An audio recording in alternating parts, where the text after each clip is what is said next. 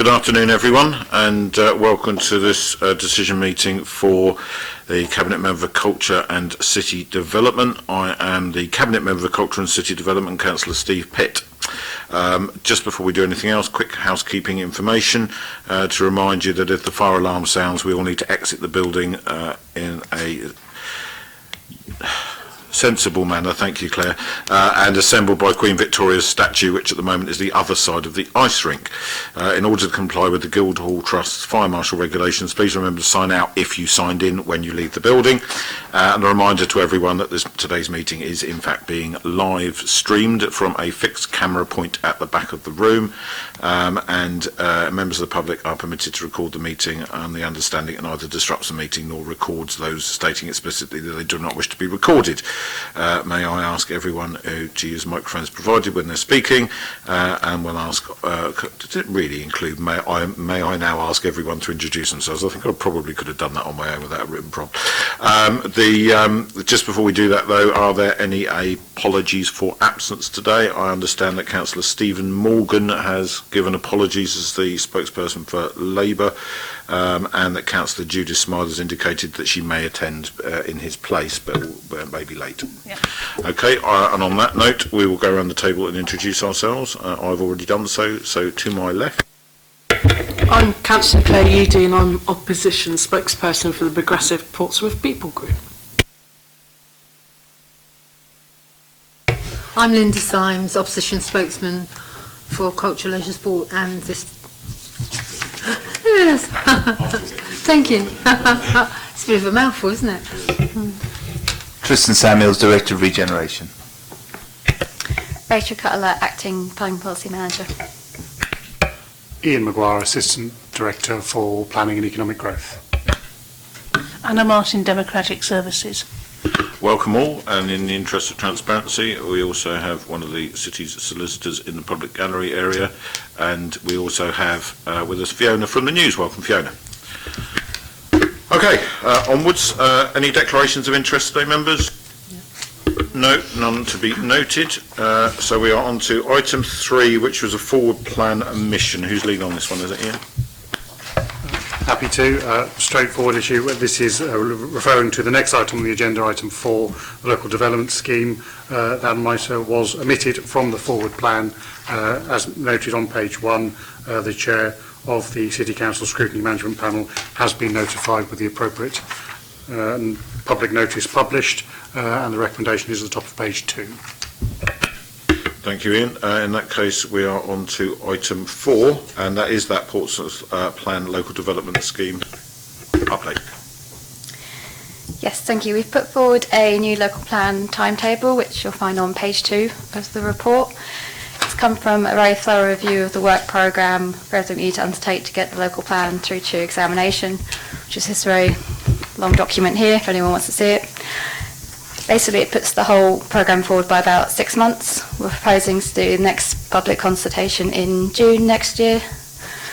We're looking to have a draft ready of the plan, or most of the policies, around sort of February, March.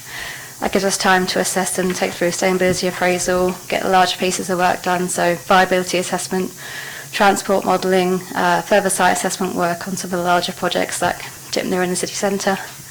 So once that public consultation goes out in June, the plan is to follow it up with another public consultation on a pre-submission draft in November, and that will be followed by hopefully submission in March 2021.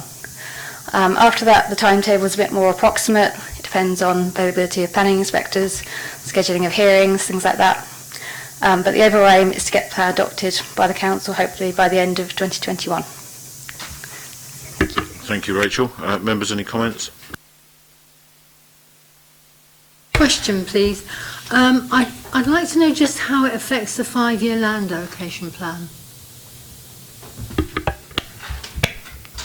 The 5-year land supply, of course, is fundamentally unaffected by the current timetable because most of the identified opportunities already exist in the 2012 plan itself. Obviously, what the new plan, which is delayed by 6 months, is an opportunity for further opportunities. Tipner being perhaps the most obvious example. If we are to do something more ambitious on Tipner, that couldn't occur until the local plan comes forward. But the additional ambition, of course, wouldn't occur in a 5-year horizon from now. That would be effectively adding on to the end of the plan period. So while I would never say never for implications for 5-year land supply, the 6-month delay has no demonstrable adverse implications for it. Anything else, Linda? No. Claire, anything? Are the dates that I've written here, these best possible case scenario for when it will be dealt with, or do you reckon you might be subject to delays in area? It's what we're calling realistic but ambitious. So that's what we're going for, based on our best estimate of when we can get various work streams done and they all tie into each other. Anything else? Anything anybody wants to add? No, in that case that is approved. And thank you very much. That takes us on to item 5, which is the housing multiple occupation, ensuring mixed and balanced communities, and this is the update to the supplementary planning document. Who's doing this one, Ian? Thank you. As has been said, this is fundamentally just a change to an existing guidance document, the HMO SPD. At the top of page 28 of the agenda, under paragraph 4.1, we've highlighted the 5 bullet points, which are the key main changes. We've added a bit about waste disposal and storage.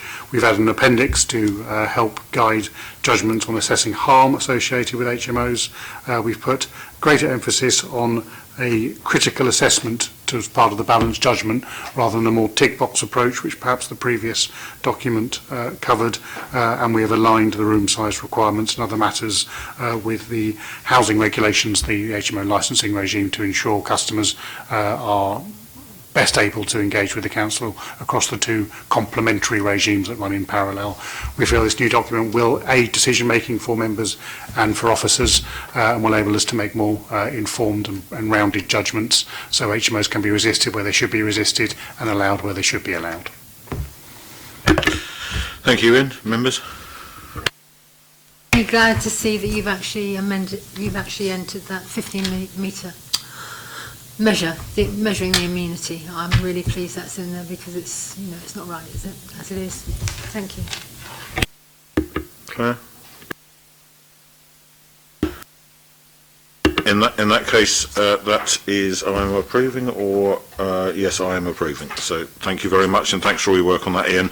And we'll get to see it in action very soon at the Planning Committee. Item 6 is the nutrient neutral mitigation strategy, or nitrates as we've all come to know it, and that's contained in pages 61 to 94 of the report.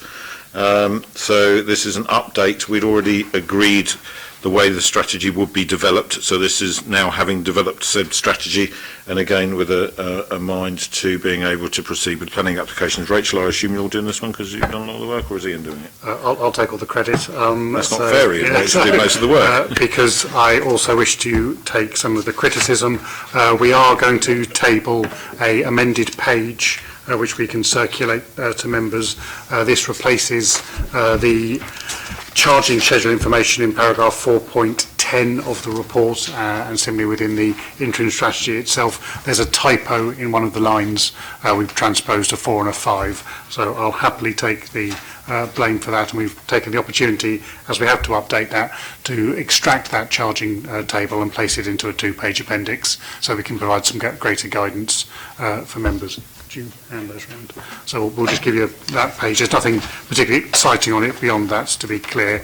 We do have that will assist users of it to understand the fee we would associate, the charge we'd associate with accessing mitigation opportunities. The strategy itself, as said, is following the guidance as described by Cabinet in the previous discussions and decision making.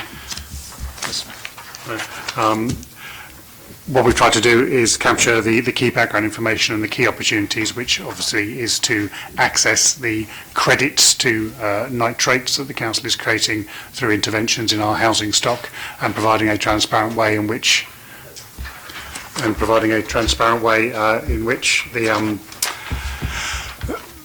the applicants can provide certainty in securing mitigation to achieve overall neutrality for nutrients going into solent waters. The interim strategy in its first draft form has been placed in front of Natural England, and they have returned an overall in principle agreement subject to some points of clarification, but to be totally clear, they have reserved their rights to seek further legal advice as it moves forward.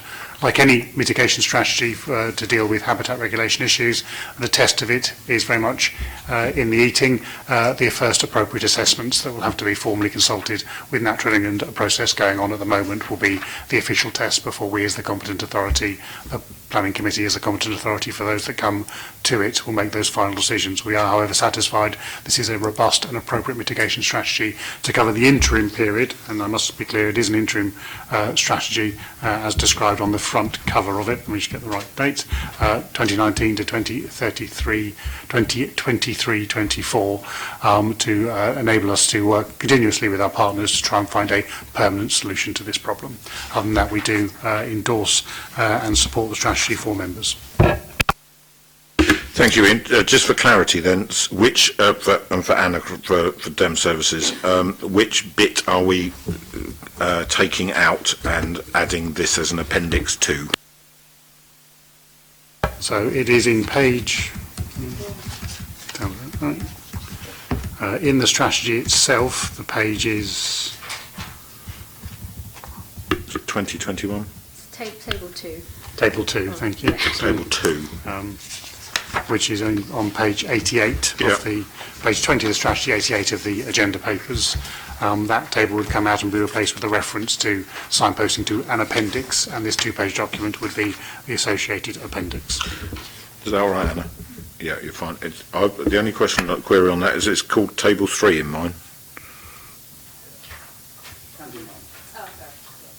Yeah, let's get the right table, because otherwise I think we're making it worse instead of making it better. Section 4, below paragraph 4.3. Yeah, okay, and Anna's all right with that, yeah?